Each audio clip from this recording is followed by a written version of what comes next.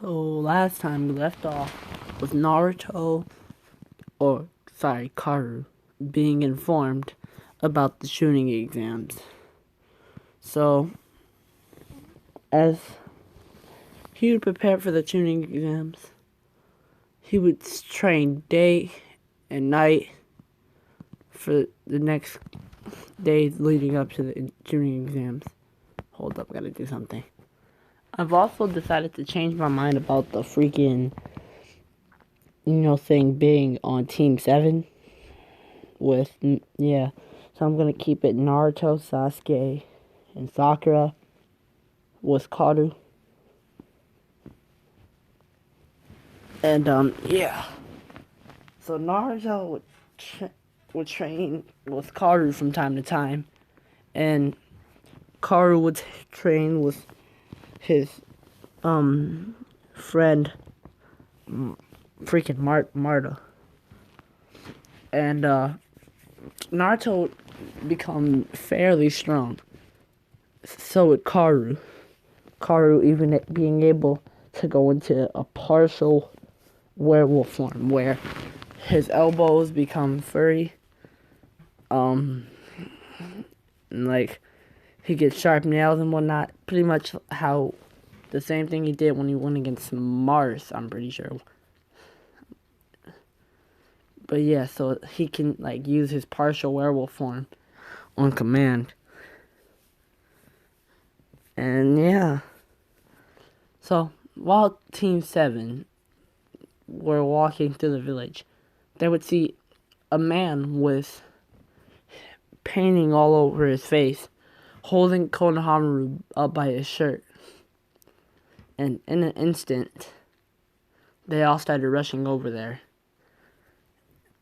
And Naruto grabbed the man's arm, and Karu wrapped his arm around the man's neck, putting his leg behind him and like making like eye contact with him.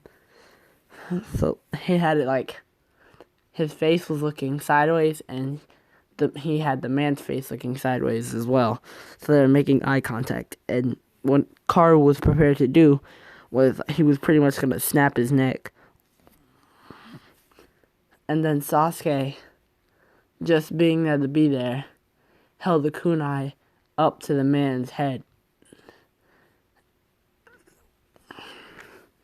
And this would send shivers down the man's spine, as he didn't expect that.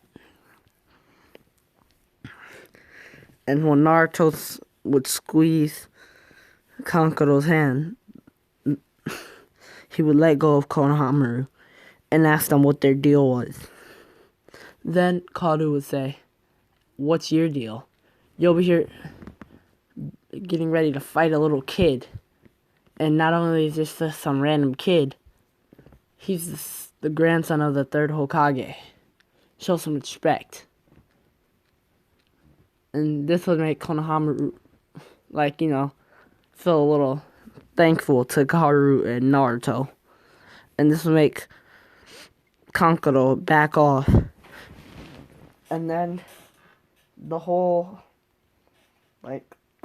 area they were all standing in just instantly got filled with bloodlust as they all were able to maneuver their heads upwards at Gaara. But Naruto was he wasn't fazed as much as the others, but you could tell he was still fazed by it. And Karu would just stare Gaara dead in his eyes, and they would have a little brief moment before he would just, walk away. Then, from here, they would go to where the writing exam will take place, and Rock Lee would then challenge Sasuke, but Sasuke would, be like, "I kind of don't want to fight you," and Karu, always being ready to fight, would then tell Rock Lee that he would fight him. So Rock Lee would get in his fighting stance, and Karu would as well. and in a flash, Karu had disappeared, and Rock Lee was even surprised himself. He was then able to block a punch from Karu, but it sent him flying back into the wall.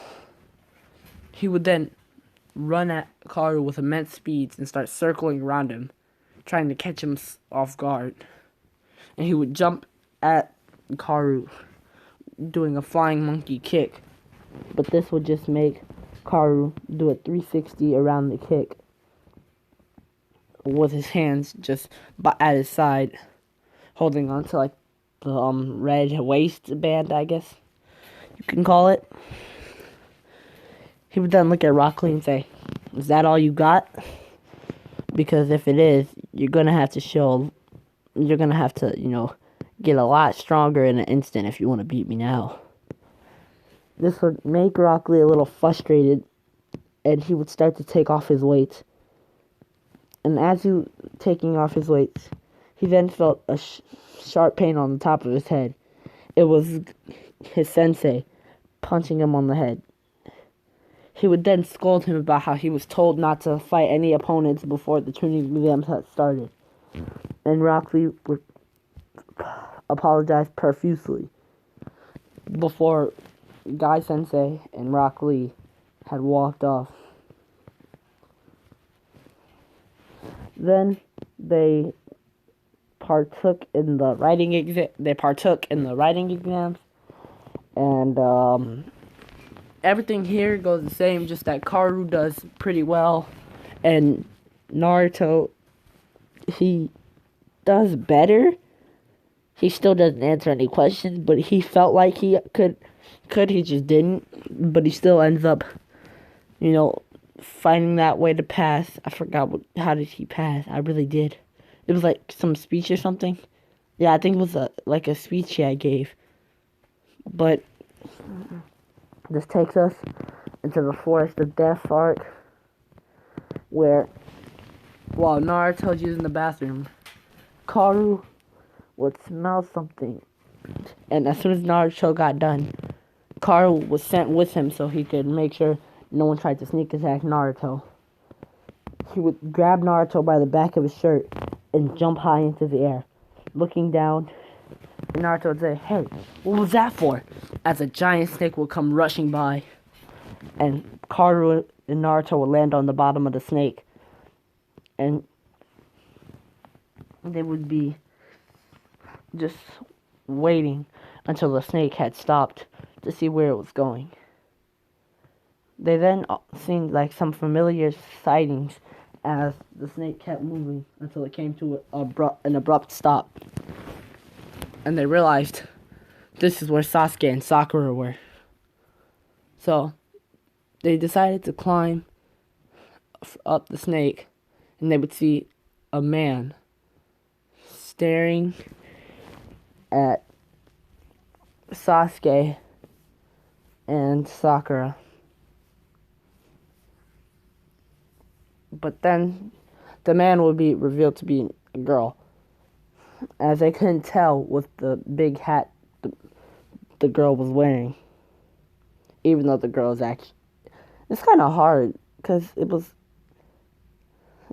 a girl, but it's a man, because Orochimaru... Okay, we're not going to talk about that. But,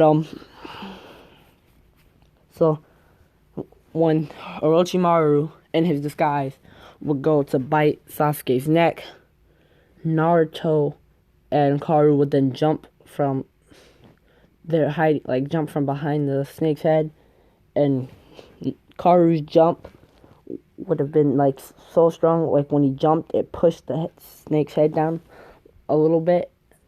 I'd say it pushed it down noticeably, you would notice that it had pushed it down. And then he would then pull out 2 kunai and launch them straight at Orochimaru, which Orochimaru would dodge, but then Naruto would pull on them. Karu would pull on them, sending himself flying at Orochimaru. And then he would do the Shadow Clone Jutsu. And the 2 clones would grab his legs and launch him over Orochimaru, taking the hit that Orochimaru was going to deliver to Karu. And Karu would then do a couple of flips in the air and land kind of like, that Spider-Man land with one hand on the ground, both of his legs, and one of them is extended back in the air, like that. And then he would launch a mana / key charged beam that would hit Orochimaru on the back, leaving a burn mark. And then he would dash at Orochimaru with immense speeds and start beating on him, throwing left hooks, right hooks, and even knees. All his attacks were connecting, and when he threw a final punch, Orochimaru would block it and use his palm, push it into Karu's stomach, and use the Gale Palm technique, sending Karu flying back. But he would catch himself before hitting the tree, and Naruto would have like 10 shadow clones trying to fight off Orochimaru, which he would be doing pretty well. But then Orochimaru would use his tongue with a kunai at the end of it and slash all the clones. And Naruto would just barely duck under the tongue so he wouldn't get slashed by the knife, by the kunai. But then he was met with a kick to the chin that sent him flying off the trees and into the ground, making a huge crater. And it appeared that he was knocked out. So Karu would then rush back at Orochimaru, and they commenced in a taijutsu battle where none of their punches or kicks were landing. They were just blocking each other or dodging. Then Karu would jump back, and a light greenish mana would appear around his arms, and they would make the shape of wolf hands. But then they would turn a slightly darker green as Karu started pouring chakra and ki into the mana as well, making it a supercharged werewolf fist technique, which he would start running at Orochimaru, and Orochimaru would then get ready to slice his neck with 2 kunai. But Karu kept running, even though he knew that Orochimaru was going to try to slice his neck. And right before the kunai impacted, Karu slammed one of his palms down on the ground, breaking the side of the tree branch that Orochimaru was on. And this was a pretty huge tree branch because the trees were pretty huge. And before it would fall, Orochimaru would use his chakra to stay onto it right before he had, fell off. But Karu would grab the end of the tree branch, hold it up, and smack it down into the snake. And the side that he smacked downward was the side Orochimaru was on, plunging him straight into the ground.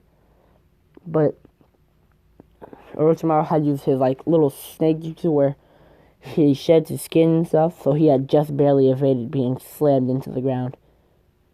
But this was the least of his problems, as he was then met with a devastating uppercut that sent him flying into the air. It was a Naruto with red eyes and slit pupils. It was unlike Naruto at all. He seemed more violent, more beast-like. But this actually piqued Koto's interest, as he would then go into his half or partial werewolf form and get on all fours. Well, he's still standing on 2 feet, but his hands are low to the ground as he's leaning forward. And then he and Naruto would both disappear and appear right under Orochimaru and start punching him into the air. With every punch, their punches get stronger. And then they would both grab one of his legs and start spinning rapidly as they approached the ground. And then they would throw him through a tree branch, snapping it clean in half and into the ground. And then Koto would hold his hand out towards Naruto, and Naruto would start pouring chakra into the ball. And Koto would start pouring all his energy, mana, ki, and chakra into the ball. And he would say, the Uzumaki sphere, as he would let go and let Naruto hold on to it, and it would glow a dark purple with a green aura around it, and it was a bright green. And the Uzumaki Spear Jutsu would connect with Orochimaru, sending him flying through the trees, breaking them clean in half as he flew through them. And this left Orochimaru on the brink of death, but he was saved by Kabuto. Now everything from here, goes pretty much the same, besides their encounter with the Sound Ninja. They're dealt with easily by Sasuke and Sakura, and Sasuke never got bit by Orochimaru. And, yeah. So, they would all meet up to where the first rounds of the Chunin tournament, I guess, would start. And, Naruto was, pretty much won his fight easily, seeing as he's stronger than his canon. He's a lot stronger than his canon counterpart. Sasuke would win with relative ease. Basically everything would go the same, but they would realize that Kodo didn't have anyone to fight against. So they ended up having him challenge one of the random ninja that had won their match, and he would win. So here's where things get a little different. Kodo would be fighting Gaara, while Naruto still fights Neji. And no, actually, Kodo would go up against Tamari after she had a little bit. She beat Tenten, and for this reason is because then I would have to make another random person win their fight. It's gonna be complicated, so he had to fight Tamari to So Tamari ended up losing to Kodo. So then now, Sasuke is gonna fight Shikamaru, while Naruto fights Neji, and then Kodo fights Gaara. So they would all take, So Naruto would still go off to train with Jiraiya. It would just happen a lot earlier in the month break that they had. And Kodo would actually tag along because he had nothing else to do, and Jiraiya would let him. So Naruto here was taught how to, control the Kyuubi chakra, and Kodo was just here to help him. And yeah, this is how that would go. Then when Naruto was learning the Rasengan, Kodo actually tried using his own Rasengan. Well, trying to make his own Rasengan, and he would actually make a Nexus Rasengan, which would be all black with it would be transparent black with green in the middle, a green orb in the middle, and then around it it'd be a dark purple circle or ring around it, and this would be the Nexus Rasengan. And its shockwave is when it hits, it's devastating. It could destroy cities, or in their case, villages. And I don't mean the main villages Cloud Village, or Leaf Village. I just mean normal villages, because that would be making them too overpowered. And yeah, they would return back, and this is how the fights would go. Sasuke versus Shikamaru doesn't really have to be explained, but yeah, Sasuke wins pretty easily. And Naruto versus Neji goes relatively the same. It's just that he doesn't need to use the Kyuubi chakra to stay on to get on par um with Neji. It's just that he had to figure out a way to counter the Byakugan, which he kind of did.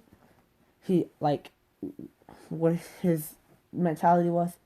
He was basically gonna use the Byakugan but without using it.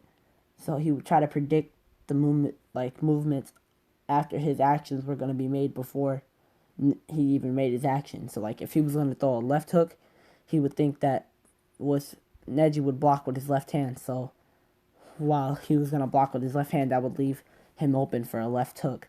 So pretty much that's what he did the whole time. Was just to predict his moves or how things would play out, which worked in his favor. And then Gaara versus Koro went like this. So Koro wouldn't even waste time, and he would like charge up his mana werewolf fist, and Gaara would put up his sand defense, but it would be slashed through, and then he would be met with a powerful kick, which would send him to the wall. And before Gaara could even react, Koro was in front of him, and his sand was already raising up, but it was going too slow. Good thing that Koro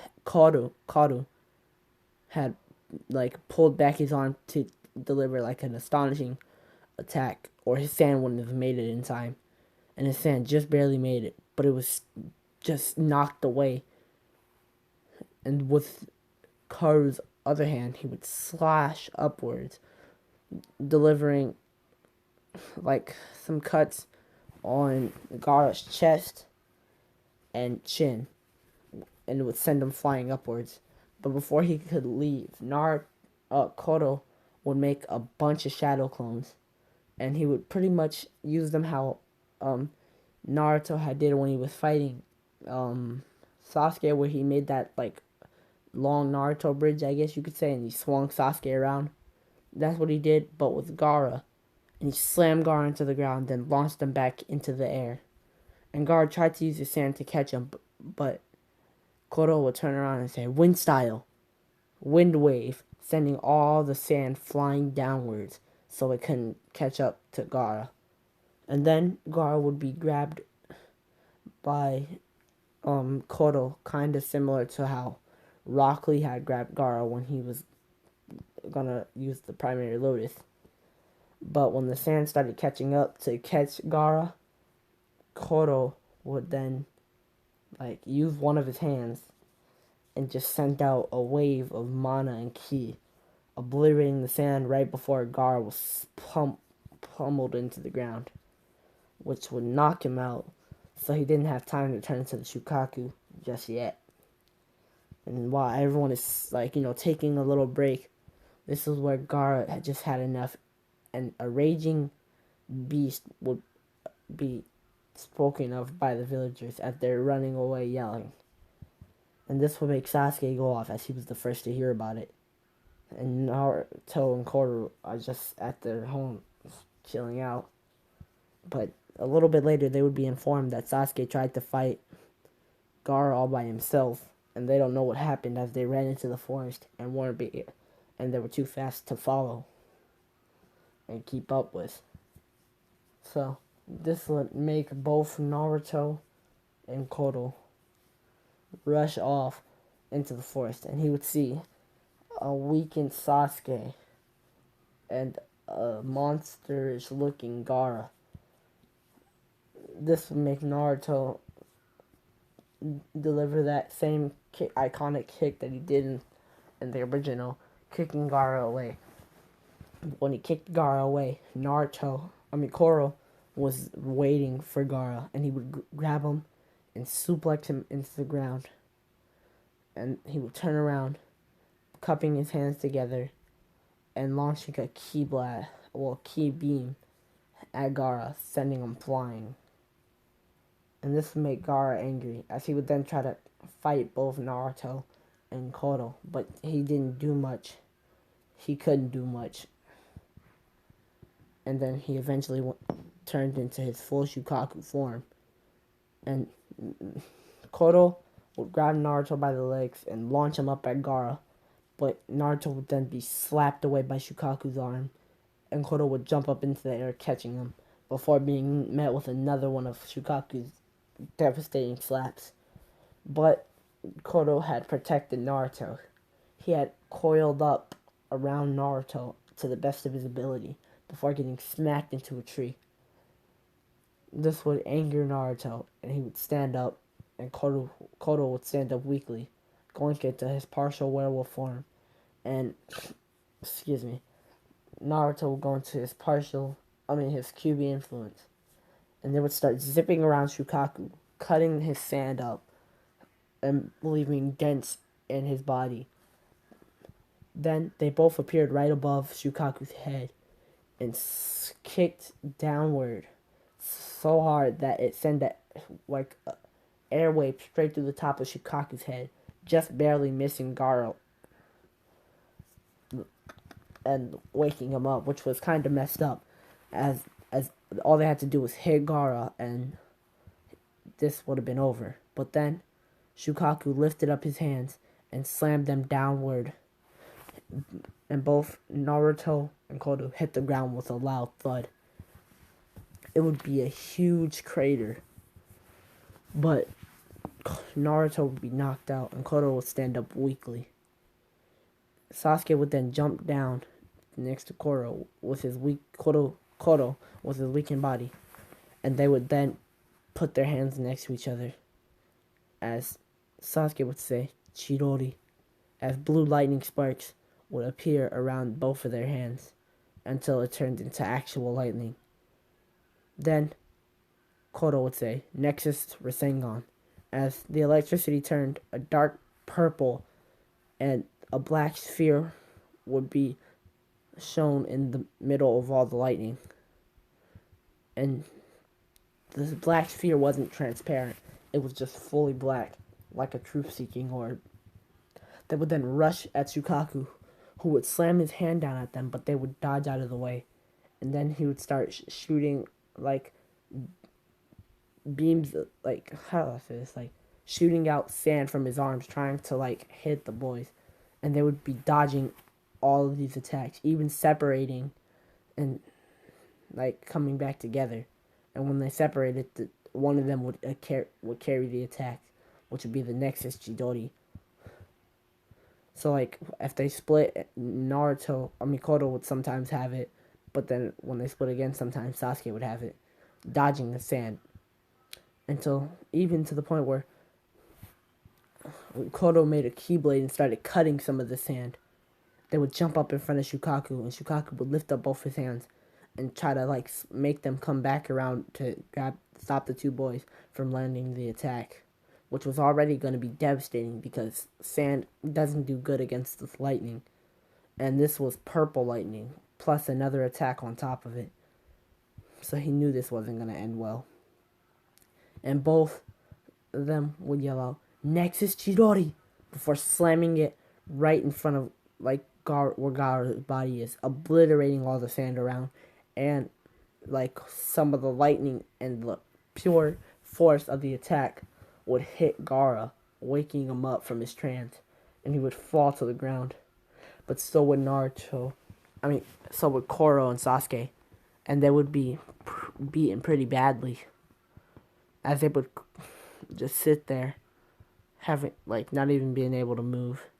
And a weak Naruto would be seen behind them, walking slowly, holding his arm, and he was limping. And he would give his same talk to Gaara before helping both Koro and Sasuke to their feet. And they would all three walk away pretty badly beaten. And by pretty badly beaten, I mean very badly beaten. And they would all be helping each other stand up, as if even one of them just stopped for a moment, they would probably all collapse. And they would all go to a hospital and get treated. This is where I'm going to end things off. Hope you guys like it. And, yeah.